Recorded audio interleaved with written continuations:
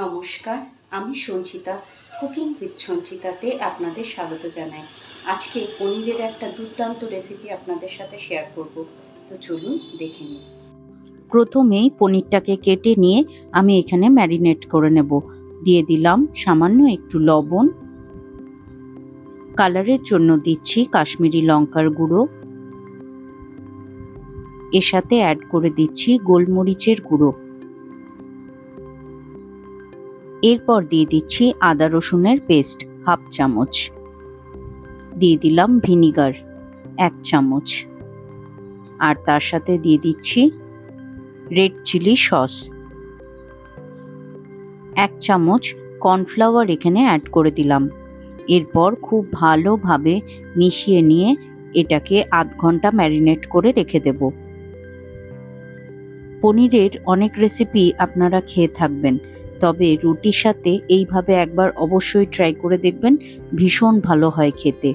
এরপর চলে আসছি পরের স্টেপে। কড়াইয়ে দিয়ে দিলাম সাদা তেল। এরপর পনিরের টুকরোগুলো এক এক করে কড়াইয়ের মধ্যে দিয়ে একটু হালকা করে ভেজে নেব।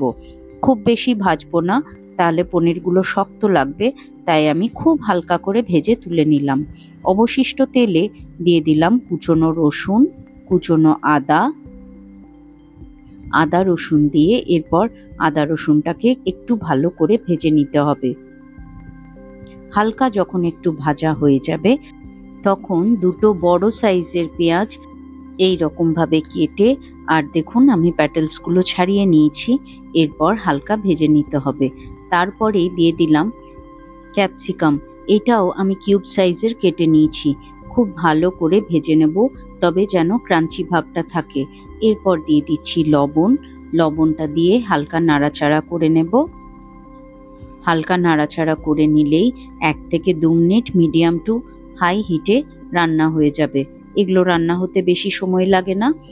এরপর আমি এখানে অ্যাড করে দিচ্ছি soya sauce, chilli garlic sauce, দিয়ে দিলাম টমেটো সস। ব্যাস, সমস্ত সস অ্যাড করে এরপর খুব ভালোভাবে মিশিয়ে নিতে হবে ক্যাপসিকাম আর পেঁয়াজের সাথে। 1 থেকে 1.5 মিনিট সসের সাথে নাড়াচাড়া করে নেব। যতক্ষণে এটা রান্না হবে ততক্ষণে একটা বাটিতে আমি 1 চামচ কর্নফ্লাওয়ার গুলে এখানে মিশ্রণটা অ্যাড করে দেব। দেখুন এটা হয়ে গেছে 1-1.5 মিনিট ভেজে নেওয়া। এরপর কর্নফ্লাওয়ার গোলা জলটা এখানে অ্যাড করে দিলাম। নর্মাল জলেই আমি কর্নফ্লাওয়ারটা গুলে নিয়েছি। ভালোভাবে মিশিয়ে দিয়ে এরপর আমি এখানে অ্যাড করে দেব কিছুটা কাঁচা পনির। যেই পনিরটা আমি ম্যারিনেট করেছিলাম তারই কিছুটা অংশ আমি রেখে দিয়েছিলাম। এই সময় এই পনিরটা এখানে অ্যাড করে দেব। এই পনিরের টুকরোগুলো আমি ভাজিনি, এটা কাঁচাই অ্যাড করব, যাতে এই গ্রেভির মধ্যে একটা থিকনেস আসে আর রেসিপিটা খেতে ভীষণ ভালো হয়। একবার এইভাবে কাঁচা পনির অ্যাড করবেন। সামান্য একটু জল দিয়ে আরও 1-1.5 মিনিট রান্না করে নেব। 1-1.5 মিনিট রান্না হয়ে গেলেই এরপর যে পনিরের টুকরোগুলো আমি ভেজে রেখেছিলাম সেই পনিরের টুকরোগুলো আমি এখানে অ্যাড করে দেব। খুব বেশি সময় লাগবে না এই রেসিপিটা বানাতে, কিন্তু এত অপূর্ব হয় খেতে। বিশেষ করে ডিনারে রুটির সাথে এটা খেতে সবচেয়ে বেশি ভালো লাগে। একদম সহজ পদ্ধতিতে বানানো একটা পনিরের রেসিপি, অবশ্যই ট্রাই করবেন।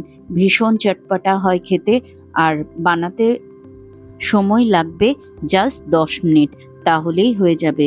রাত্রে রুটির সাথে এই রকম চটপটা একটা পনিরের সবজি যদি থাকে, বাচ্চার হোক বা বড়, আর কিছুই লাগবে না। এত অপূর্ব হয় খেতে। সসের স্বাদটা ব্যালেন্স করার জন্য আমি সামান্য একটু চিনি এখানে অ্যাড করলাম।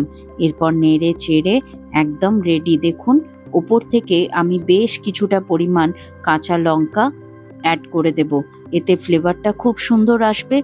1 থেকে 2 মিনিট নাড়াচাড়া করে মিশিয়ে ঢাকা দিয়ে রেখে দিলে এই কাঁচা লঙ্কার ফ্লেভারটা এই পনিরের রান্নাতে এত সুন্দর লাগবে। একবার হলেও আপনারা এই পদ্ধতিতে এই পনিরের রেসিপিটা ডিনারে ট্রাই করে দেখবেন। ভীষণ ভালো লাগবে রুটির সাথে খেতে। আর আমাকে জানাতে ভুলবেন না এটা কেমন হয়েছিল। আশা করি আমার সহজ সরল রেসিপিগুলো আপনাদের ভালো লাগে। যদি ভালো লাগে তাহলে প্লিজ আমার চ্যানেলটাকে লাইক করবেন, শেয়ার করবেন এবং সাবস্ক্রাইব করে আমার বন্ধু হয়ে আমার পাশে থাকবেন। আমার নতুন বন্ধুরা বেল আইকনটা প্রেস করে অল নোটিফিকেশনটা অন করে দেবেন, তাহলে আমি যখনই ভিডিও দেব আপনাদের কাছে চলে আসবে। দেখা হবে আরও নিত্য নতুন রেসিপি নিয়ে। আজকের মতো এখানেই বিদায় নিলাম, টাটা।